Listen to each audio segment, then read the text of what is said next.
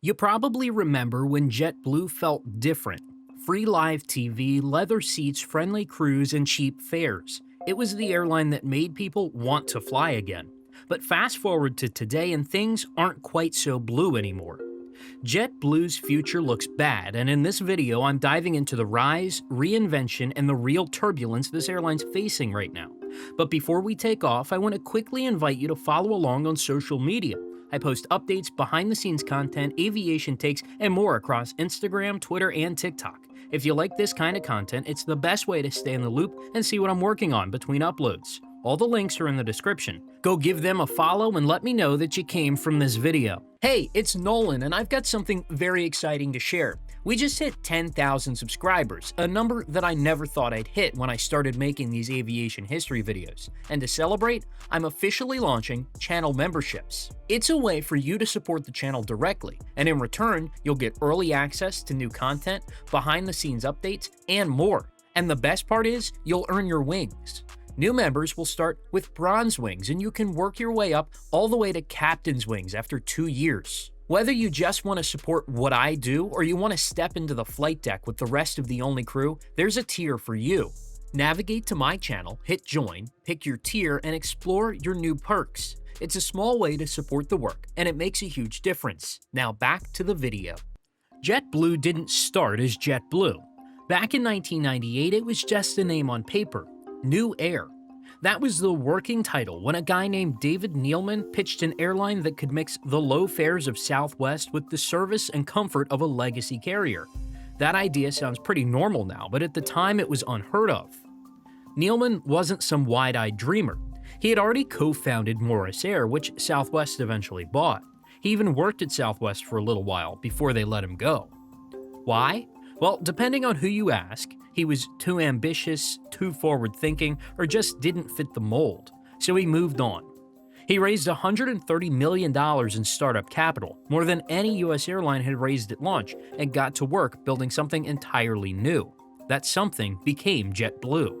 Now, let's talk about David Neeleman for a second. If you've never heard of him, you've definitely flown on something he's touched.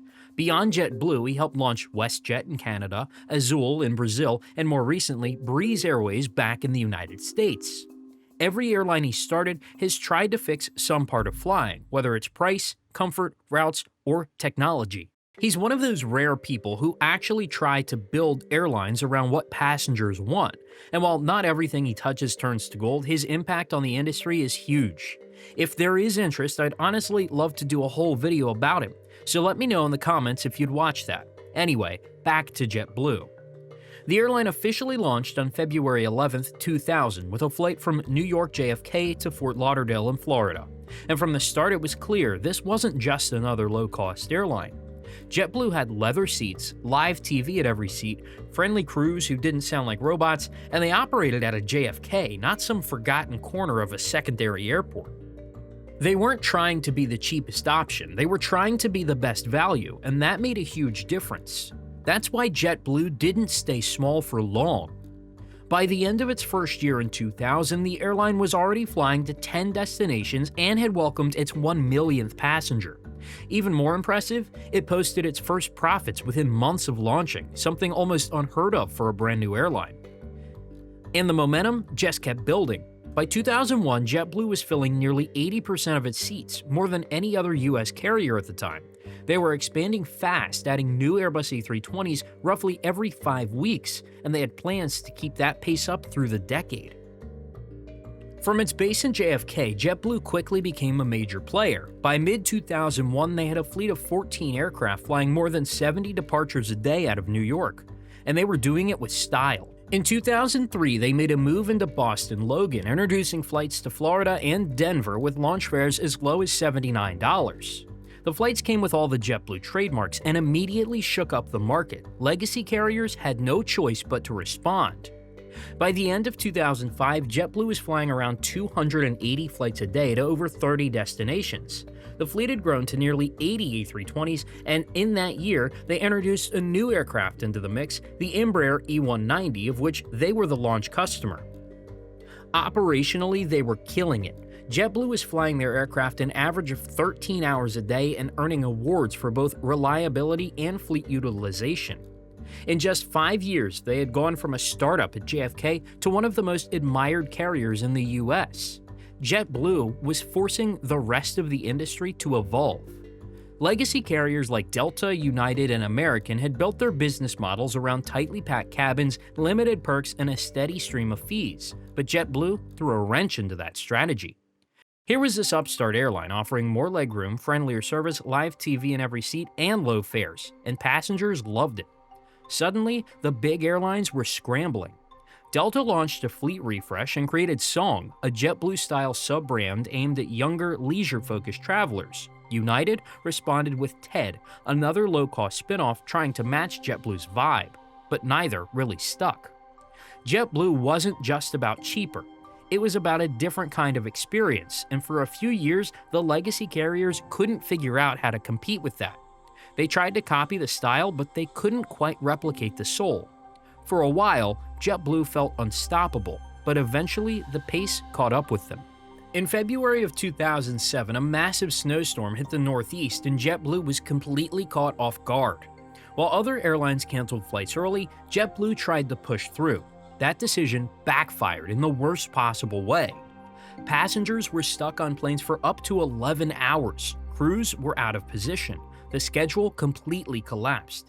It took JetBlue 6 full days to get operations back on track. The media pounced, and the company's reputation took a serious hit. Internally, it was seen as a wake-up call.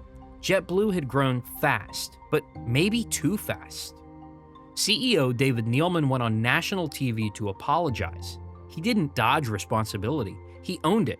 He even offered refunds and free flights to affected customers, but just 3 months later, he was quietly replaced as CEO, moved upstairs to a non-executive role. That was the end of an era. The founder who built JetBlue on bold ideas and passenger-first thinking was out. And from that point on, the airline started to change. They began tightening the belt. Checked bag fees were introduced. Legroom shrank slightly. The once all-included experience started to look more like what every other airline was doing.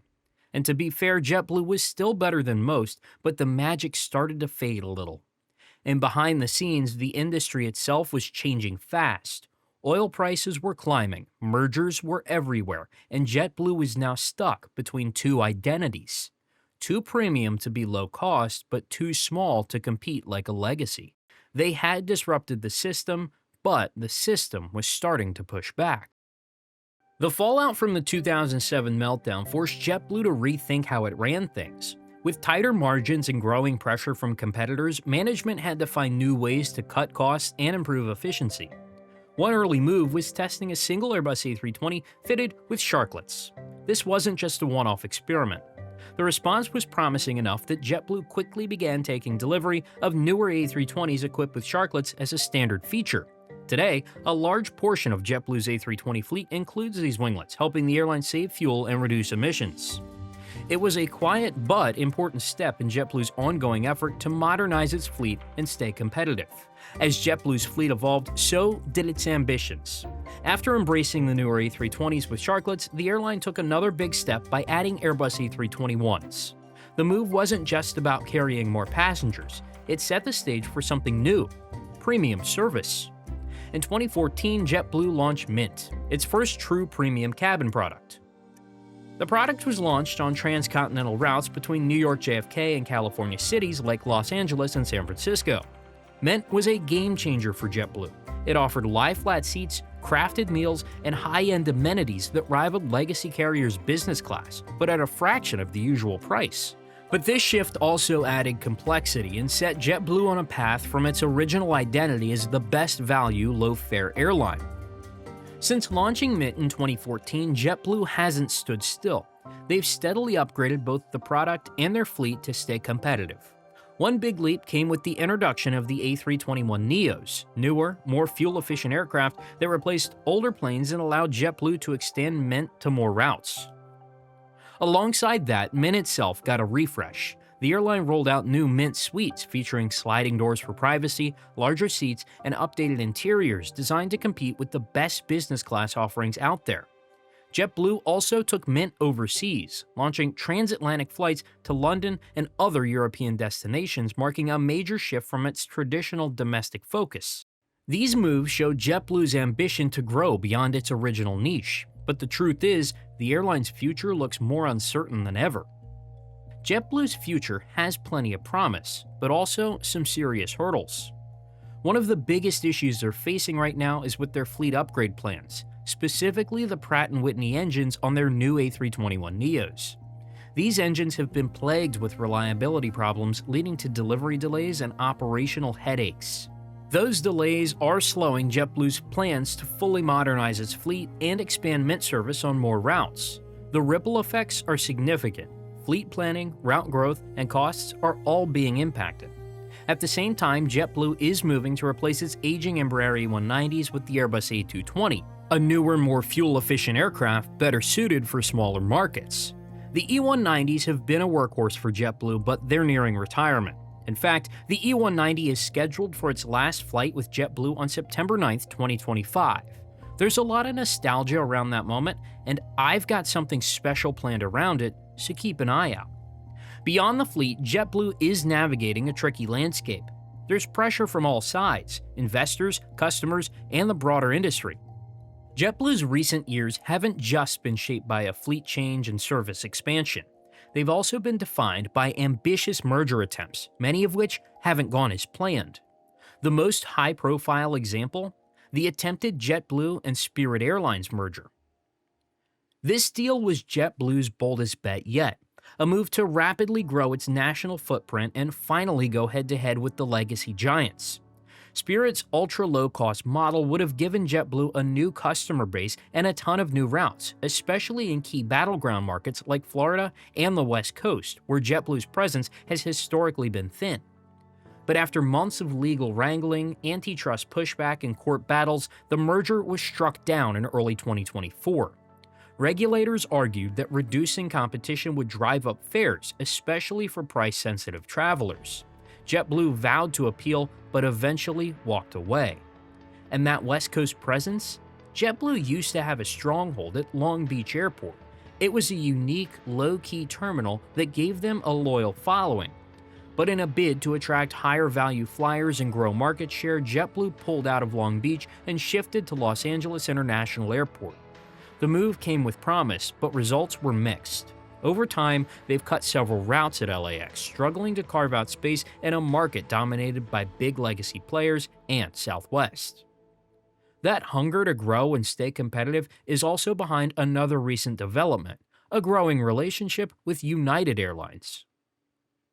Though a merger between JetBlue and United was quietly explored, it didn't materialize. But what did happen is a codeshare agreement launched in mid-2025, one of JetBlue's most surprising partnerships yet.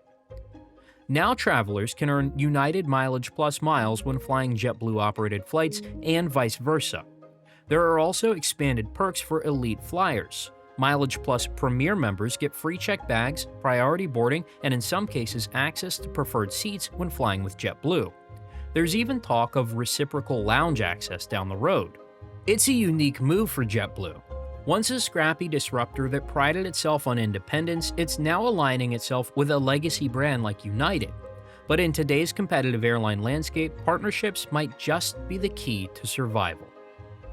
And that just about wraps up JetBlue's story so far. From bold beginnings to a turbulent present and a future that's still very much up in the air, both literally and figuratively. If you enjoyed this deep dive, there's plenty more where that came from. Check out some of my other videos on the rise and fall of airlines you've flown or forgotten. And if JetBlue's journey sparked your interest, let me know in the comments. Maybe a full video on David Neeleman is next. There's more content coming every week, so make sure you're subscribed with notifications on. And don't forget, you can follow me on Instagram, Twitter, and TikTok for behind-the-scenes content, aviation takes, and updates on what I'm working on next. Thanks for watching, and I'll see you in the next video.